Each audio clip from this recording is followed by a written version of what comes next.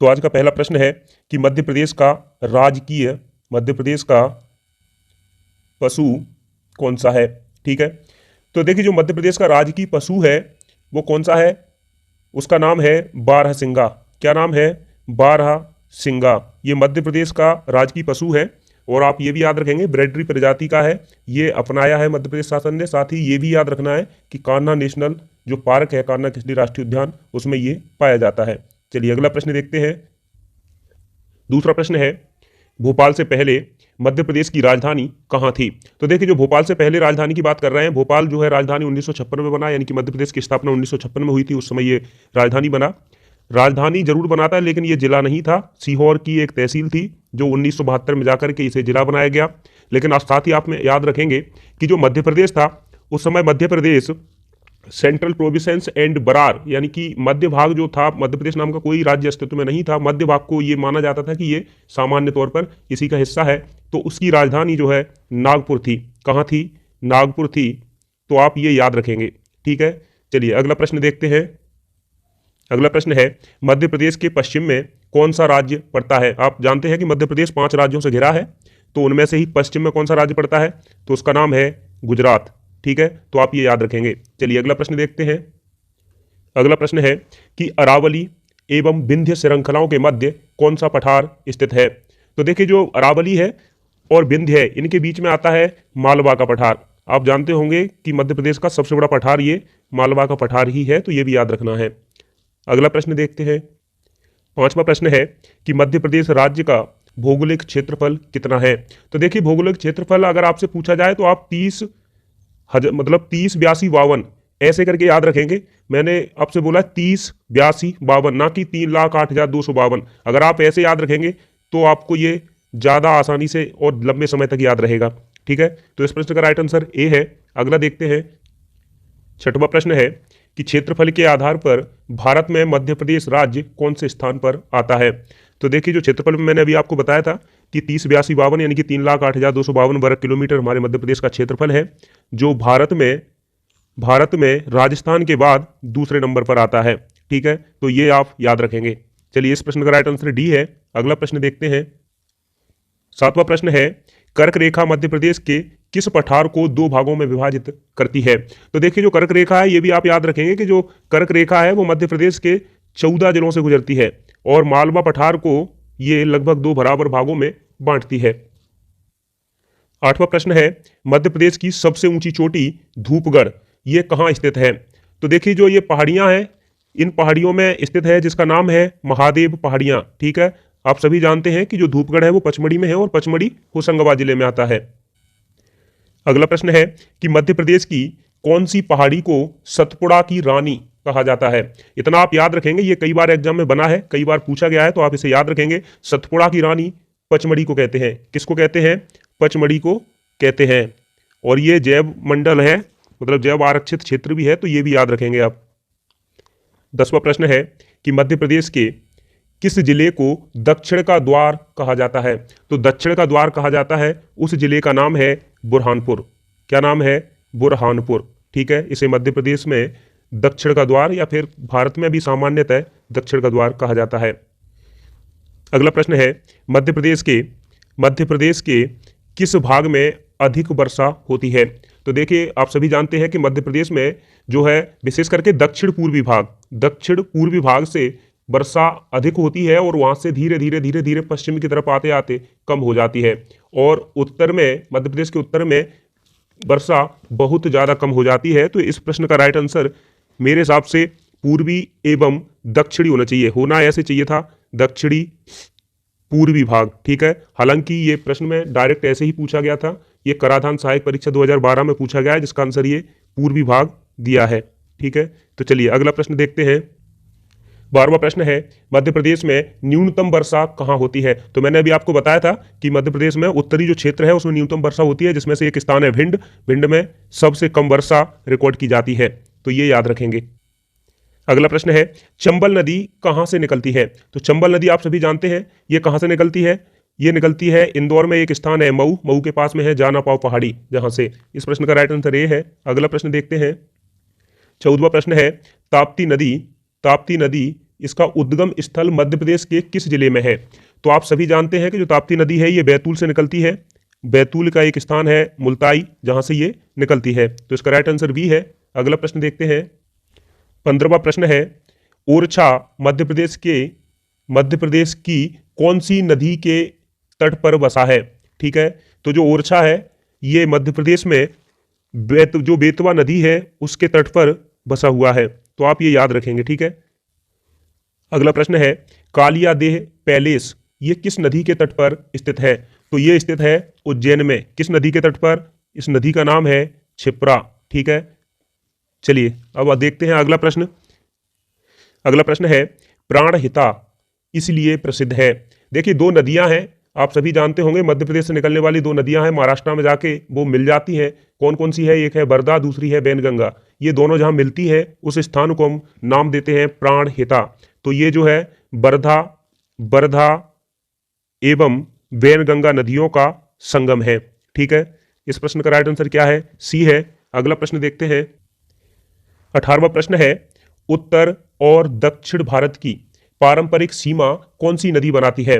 तो उत्तर और दक्षिण भारत की पारंपरिक सीमा जो है ये किस नदी के द्वारा निर्धारित की जाती है? इस नदी का नाम है नर्मदा। क्या नाम है? नर्मदा। ये प्रश्न ऐसे ही 2015 में पूछा गया है जेल प्रहरी और वन रक्षक वाली परीक्षाओं में। ठीक है, तो आप याद रखेंगे। अगला प्रश्न है, बाणसागर बांध कौन सी नदी पर बना हुआ है? तो जो बाणसागर बांध है ये किस नदी पर बना है? इसका राइट आंसर है सी, अर्थात सोन नदी पर। अगला प्रश्न देखते हैं। 20वां प्रश्न है, बालाघाट जिले में नलसेसा बांध का निर्माण जो है किस नदी पर किया गया है? तो देखिए ये प्रश्न जो है पटवारी भर्ती परीक्षा जो हुई थी 2017 में उसमें पूछा गया था, सेम ऐसे ही पूछा गया था। तो इसलिए आप याद रखेंगे ये एक छोटी नदी है जिसका नाम है चंदन नदी। ठीक है, तो चंदन नदी पर नलसेसा बांध बनाया गया है। 21वां प्रश्न है, पुनासा बांध किस जिले में है? तो आपको पता होगा पुनासा बांध खंडवा में है। कहां पर है? खंडवा जिले में है, नर्मदा नदी पर है। लेकिन ये भी पूछा गया था 2017 में पटवारी परीक्षा में, तो ये आप याद रखेंगे। अगला प्रश्न है, मध्य प्रदेश की उत्कात भूमि यानी कि वेटलैंड ये किसका परिणाम है? तो ये जो है चंबल नदी बनाती है, आप सभी जानते हैं। भिंड, मुरैना, श्योपुर इस सबसे ज्यादा ग्रसित है। इसका नाम है अवनालिका अपर्दन। 23वां प्रश्न है, निम्न में से किसे काली मिट्टी के नाम से जाना जाता है? तो देखिए इस प्रश्न का राइट आंसर क्या है? ए है, यानी कि रेगर मिट्टी। ठीक है, इसे काली मिट्टी को रेगुर मिट्टी या फिर कपासी मिट्टी ये कहते हैं, आप याद रखेंगे। खादर और बांगर ये जरूर मिट्टी के प्रकार है, ये भी याद रखेंगे। 24वां प्रश्न है, मध्य प्रदेश के कौन से जिला समूह, ठीक है, कौन से जिले समूह सर्वाधिक सरसों का उत्पादन करते हैं? तो इस प्रश्न का राइट आंसर क्या है? हमारा जो चंबल संभाग है उस चंबल संभाग के भिंड, मुरैना ये ही जो है सरसों के सबसे बड़े उत्पादक हैं। अगला प्रश्न है, सोयाबीन उत्पादन सबसे अधिक किस प्रदेश में होता है? तो आप सभी जानते हैं कि मध्य प्रदेश को सोया प्रदेश कहते हैं। क्यों? क्योंकि यहां सबसे ज्यादा क्या होती है? सोयाबीन। ठीक है, इसलिए से सोया प्रदेश कहते हैं। तो ये आप याद रखेंगे।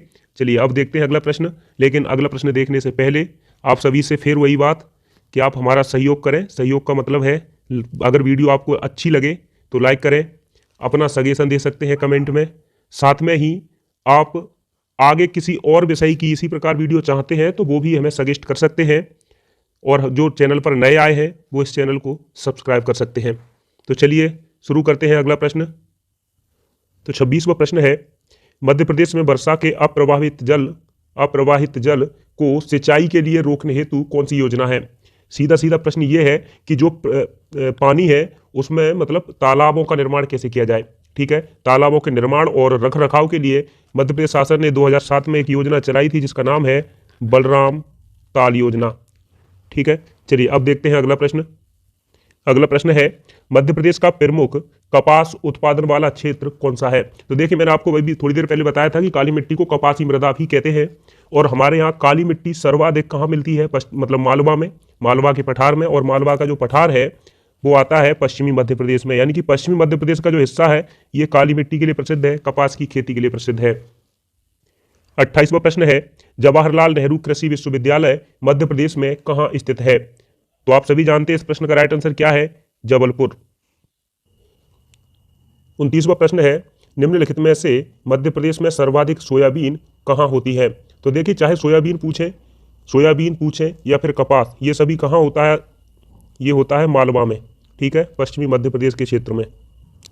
30वां प्रश्न है, मध्य प्रदेश में कौन सा जिला अधिकतम मैग्नीज का उत्पादन करता है? तो देखिए, मैग्नीज के उत्पादन के लिए आप जानते होंगे बालाघाट को, ठीक है। बालाघाट में एक खान है या खदान है जिसका नाम है भारवेली, तो ये याद रखनी है, ये मैग्नीज के लिए प्रसिद्ध है। 31वां प्रश्न है, मध्य प्रदेश का हीरा उत्पादक जिला कौन सा है? तो आप सभी जानते हैं कि मध्य प्रदेश में हीरा के लिए प्रसिद्ध है पन्ना जिला, ठीक है। पन्ना जिला की एक खदान है जिसका नाम याद रखना है मझगमा। हालांकि पन्ना और सतना ये दोनों ही जिलों में आती है, तो ये भी याद रखेंगे। अगला प्रश्न है, मध्य प्रदेश में एकमात्र एस्बेस्टस जिला कौन सा है? तो एस्बेस्टस के लिए फेमस है, उस जिले का नाम है झाबुआ, ठीक है। ये कई बार एग्जाम में पूछा गया है, इसलिए आप याद रखेंगे। अगला प्रश्न है, मलाजखंड खदान किस जिले में है? देखिए, ये प्रश्न पिछली बार ऐसे ही पूछा गया था पटवारी में, लेकिन आप ऐसे भी याद रखेंगे कि ये किसके लिए प्रसिद्ध है, ठीक है। तो ये जो मलाजखंड खदान है ये तांबा के लिए प्रसिद्ध है। 34वां प्रश्न है, मध्य प्रदेश के किस जिले को ग्रेफाइट उत्पादन के लिए जाना जाता है? तो ग्रेफाइट उत्पादन के लिए प्रसिद्ध है बैतूल। कौन सा जिला है? बैतूल, ठीक है। अगला प्रश्न है, मध्य प्रदेश के किस जिले में वन अनुसंधान संस्थान का क्षेत्रीय कार्यालय स्थित है? देखिए, अगर वन अनुसंधान संस्थान पूछे तो आप याद रखेंगे जबलपुर। क्या याद रखना है? जबलपुर। लेकिन अगर आपसे वन प्रबंधन संस्थान पूछे तो भोपाल, ठीक है। चलिए अब देखते हैं अगला प्रश्न। अगला प्रश्न है, वन्यजीव संरक्षण अधिनियम कब प्रभाव में आया था? देखिए, आजकल पर्यावरण से काफी प्रश्न बनते हैं, तो ये जो जितने भी वन्य जीवों से संबंधित या पर्यावरण से संबंधित जो अधिनियम है उनके सन आपको याद रखना है। जैसे 1986 में आप सभी जानते हैं पर्यावरण संरक्षण अधिनियम आया था, और ये जो वन्य जीव संरक्षण अधिनियम है ये आया था 1972 में, ठीक है। अगला प्रश्न है, टाइगर राज्य किसे घोषित किया गया है? आप सभी जानते हैं कि टाइगर सबसे ज्यादा मध्य प्रदेश में पिछली गणना में निकले थे, तो उस हिसाब से ये जो दर्जा है ये फिर से मध्य प्रदेश को दिया गया है। साथ में आप ये भी याद रखेंगे जो चीता मध्य प्रदेश के कूनों में, यानी कि जो श्योपुर डिस्ट्रिक्ट में है उसमें आया है, तो आप ये भी पूछा जा सकता है कि चीता राज्य। हो सकता है आपसे लेपर्ड में के बारे में पूछा जाए, तो लेपर्ड, वुल्फ और गिद्ध, टाइगर, इन सब में मध्य प्रदेश टॉप पर है, इसलिए आप याद रखेंगे कि ये जो है मध्य प्रदेश इन सब चीजों के बारे में जाना जाएगा। अगला प्रश्न है, निम्नलिखित में से कौन सा या कौन से अभ्यारण्य सोन चिड़िया के संरक्षण के स्थान है? देखिए, अब तक दो सोन चिड़िया के लिए प्रसिद्ध थे। एक था करेरा अभ्यारण्य जो शिवपुरी में है, दूसरा है घाटी गांव अभ्यारण्य। हालांकि जो घाटी गांव है उसको अब ये दर्जा संभवतः खत्म कर दिया गया है। 39वां प्रश्न है, होलो घाटी किस राष्ट्रीय उद्यान का भाग है? ठीक है, तो जो होलो घाटी है ये पाई जाती है कान्हा-किसली नेशनल पार्क में, तो आप ये याद रखेंगे। अगला प्रश्न है, मध्य प्रदेश राज्य औद्योगिक विकास निगम की स्थापना कब हुई थी? तो मध्य प्रदेश राज्य औद्योगिक विकास निगम की स्थापना हुई थी 1965 में। कब हुई थी? 1965 में। आप ये भी याद रखेंगे। और अगर आपसे पूछा जाए राज्य उद्योग निगम तो 1969 में। 41वां प्रश्न है, मध्य प्रदेश के नेपा नगर में निम्न में से क्या स्थित है? तो देखिए, मध्य प्रदेश का जो नेपा नगर है ये अखबारी कागज है उसके लिए प्रसिद्ध है, तो यहाँ ये कारखाना है, ठीक है। चलिए अगला प्रश्न देखते हैं। अगला प्रश्न है, ओमान बीना रिफाइनरी ये परियोजना कहाँ स्थित है? ठीक है, तो ओमान बीना रिफाइनरी ये कहाँ स्थित है? ये स्थित है सागर में, ठीक है। कहाँ स्थित है? सागर में। अगला प्रश्न है, प्रदेश में एल्कोलाइड फैक्ट्री कहाँ स्थित है? तो एल्कोलाइड जो फैक्ट्री है ये कहाँ स्थित है? आप सभी जानते होंगे, ये स्थित है नीमच में। अगला प्रश्न है, निम्नलिखित में से किसे मध्य प्रदेश की ऊर्जा राजधानी के नाम से जाना जाता है? तो मैंने ये पिछली वीडियो में भी आपको बताया था कि सिंगरौली जो है इसको मध्य प्रदेश की ऊर्जा राजधानी के नाम से जाना जाता है क्योंकि यह कोयला क्षेत्र पाया जाता है। अगला प्रश्न है, भोपाल हवाई अड्डे का नया नाम क्या है? तो जो भोपाल हवाई अड्डा है इसे बोला गया है राजा भोज हवाई अड्डा, ठीक है। अगला प्रश्न है, मध्य प्रदेश में प्रथम रेल मार्ग कब शुरू हुआ था? तो मध्य प्रदेश में जो प्रथम रेल मार्ग है ये शुरू हुआ था 1867 में, जब इलाहाबाद से जबलपुर के बीच में ट्रेन चलाई गई थी। अगला प्रश्न है, मध्य प्रदेश में भू उपग्रह दूरसंचार अन्वेषण केंद्र ये कहाँ स्थित है? तो ये कहाँ स्थित है? ये है गुना जिले में। ठीक है। अगला प्रश्न है, मध्य प्रदेश की प्रथम महिला मुख्यमंत्री कौन थी? तो ये आप सभी जानते होंगे, इनका नाम था उमा भारती। ठीक है। 2003-4 में इन्होंने मध्य प्रदेश में मुख्यमंत्री के रूप में कार्य किया था। अगला प्रश्न है, मध्य प्रदेश के प्रथम राज्यपाल कौन थे? तो जो मध्य प्रदेश के प्रथम राज्यपाल थे आप सभी जानते हैं, उनका नाम था पट्टाभी सीतारमैया। ठीक है। साथ में आप ये भी याद रखेंगे कि वर्तमान में जो राज्यपाल हैं वो है मंगू भाई पटेल। अगला प्रश्न है, भारत का ऐसा कौन सा पहला राज्य है जहां हैप्पीनेस विभाग है? ठीक है। तो हैप्पीनेस विभाग की स्थापना करने वाला मध्य प्रदेश भारत में प्रथम राज्य है, ये आप याद रखेंगे। चलिए, अगर आपको वीडियो अच्छी लगे तो आप लाइक जरूर करें। इससे क्या होता है, हमें ये पता चलता है कि इसमें कितनी कमी है और इसे कितना सुधारा जा सकता है। ठीक है। अगर आप लाइक न करें, अगर आपको वीडियो अच्छी न लगे तो आप डिसलाइक भी कर सकते हैं। इससे वीडियो का पता लगेगा कि ये कितनी सही बनेगी आप लोगों के लिए। इससे होता क्या है, लाइक या डिसलाइक यानी कि आप अपनी प्रतिक्रिया जरूर दें। साथ में ही जो लोग चैनल पर नए आए हैं वो इस चैनल को सब्सक्राइब भी कर सकते हैं। अगला प्रश्न है, पहला गवर्नर जिन्होंने मध्य प्रदेश में राष्ट्रपति शासन लागू किया था? तो देखिए, आप सभी जानते हैं कि मध्य प्रदेश में राष्ट्रपति शासन पहली बार 1977 में लगा था, और ऐसा करने वाले जो गवर्नर साहब थे ये थे S.N. सिन्हा। ठीक है। अगला प्रश्न है, 10वें प्रधानमंत्री जो मध्य प्रदेश में पैदा हुए जिनका जन्मदिन अब गुड गवर्नेंस के रूप में मनाया जाता है? ये प्रश्न जो है पुलिस आरक्षक जो परीक्षा हुई थी 2016 में भी और 2017 में भी, ये 2 बार पूछा गया है। तो इसी रूप में पूछा गया है, इसलिए मैंने इसे इसमें रखा है। तो इसका जो राइट आंसर है वो है बी, अर्थात अटल बिहारी वाजपेयी। अगला प्रश्न है, राज्य निर्वाचन आयोग नगरीय निकायों के निर्वाचन का संचालन किस अनुच्छेद के तहत करते हैं? तो जो ये करते हैं उसका अनुच्छेद है 243ZA। ठीक है। अगला प्रश्न है, मध्य प्रदेश राज्य निर्वाचन आयोग का गठन कब किया गया था? तो जो मध्य प्रदेश राज्य निर्वाचन आयोग है इसका गठन 1 फरवरी 1994 को किया गया था। ठीक है। अगला प्रश्न देखते हैं। 55वां प्रश्न है, जनपद पंचायत का क्षेत्र होता है? तो जनपद जो पंचायत होती है उसका कौन सा क्षेत्र होता है जहां वो कार्य करती है? तो उसका नाम है सी, अर्थात विकास खंड। ठीक है। विकास खंड में जनपद पंचायत का कार्य होता है। जिला पंचायत जिला के लिए होती है और गांव में आप सभी जानते हैं सरपंच होते हैं, यानी कि ग्राम पंचायत होती है। ठीक है। ये जो प्रश्न है ये दिखने में सरल है, लेकिन ये मध्य प्रदेश राज्य वन सेवा परीक्षा 2010 में पूछा गया है, इसलिए इसमें रखा गया है। तो आइए अगला प्रश्न देखते हैं। अगला प्रश्न है, मध्य प्रदेश में पहले राज्य वित्त आयोग ने किस वर्ष अपनी रिपोर्ट प्रस्तुत की थी? तो जो वित्त आयोग ने पहली रिपोर्ट प्रस्तुत की थी वह वर्ष था 1996। ठीक है। चलिए अगला प्रश्न देखते हैं। अगला प्रश्न है, मध्य प्रदेश के पहले पुलिस महानिदेशक कौन थे? तो देखिए, इस प्रश्न का राइट आंसर आप सभी जानते होंगे। तो इस जो राइट आंसर है उसका क्या है, BP दुबे। BP दुबे मध्य प्रदेश के पहले पुलिस महानिदेशक थे। अगला प्रश्न है, मध्य प्रदेश में योजना आयोग का गठन कब हुआ था? काफी अच्छा प्रश्न है। तो इस प्रश्न का राइट आंसर है 1972। ठीक है। कब हुआ था? 1972 में। 59वां प्रश्न है, मध्य प्रदेश द्वारा 5वीं पंचवर्षीय योजना के अंतर्गत निम्न में से किस पर सर्वाधिक ध्यान दिया गया था? तो सर्वाधिक जो ध्यान दिया गया था वो दिया गया था कृषि के विकास पर। ठीक है।